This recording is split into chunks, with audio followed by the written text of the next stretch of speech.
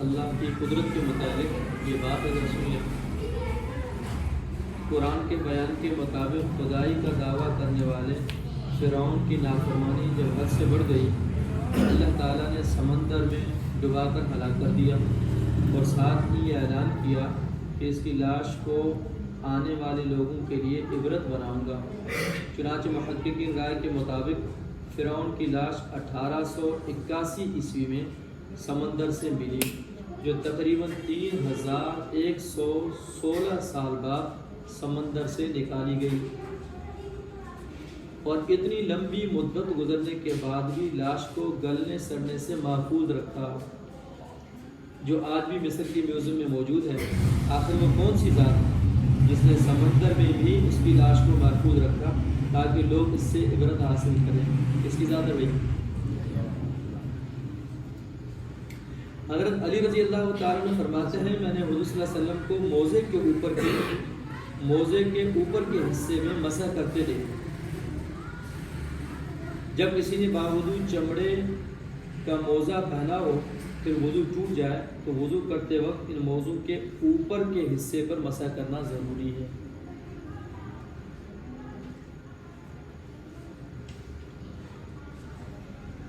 حضرت انس بن مالک بیان کرتے ہیں کہ اہل تعلق میں سے کوئی شخص اگر 3 دن تک نہ آتا یا اس سے ملاقات نہ ہوتی تو آپ صلی اللہ علیہ وسلم اس کے متعلق معلومات فرماتے، اگر وہ باہر سفر میں ہوتا تو اس کے لیے دعا کرتے، اگر وہ موجود ہوتا تو آپ صلی اللہ علیہ وسلم اس سے ملاقات فرماتے، اگر بیمار ہوتا تو اس کی عیادت فرماتے۔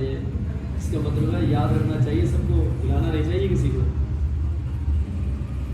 آپ صلی اللہ علیہ وسلم نے فرمایا، جس کو علم سیکھتے ہوئے موت آ جائے وہ اس حال میں اللہ تعالیٰ سے ملاقات کرے گا کہ اس کے اور نبیوں کے درمیان صرف نبوت کے درجے کا فرق ہوگا۔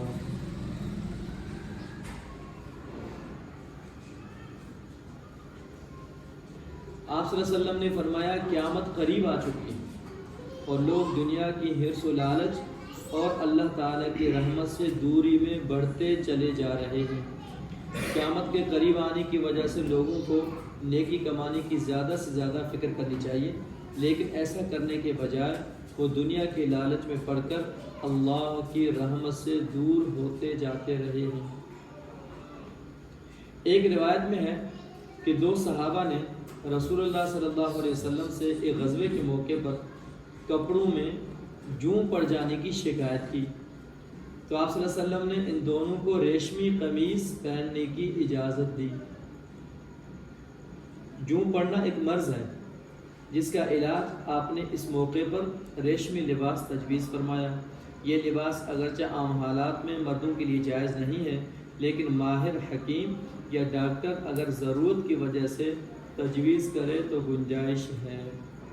ٹھیک ہے، عام حالات میں تو ریشمی کپڑا پہننا یا سونا پہننا، سونا تو ویسے ہی ناجائز ہے مردوں کے لیے، اور ریشمی کپڑا پہننا اگر انتہائی ضرورت ہو اور کوئی ڈاکٹر کوئی حکیم کہے اس صورت میں آپ پہن سکتے ہیں۔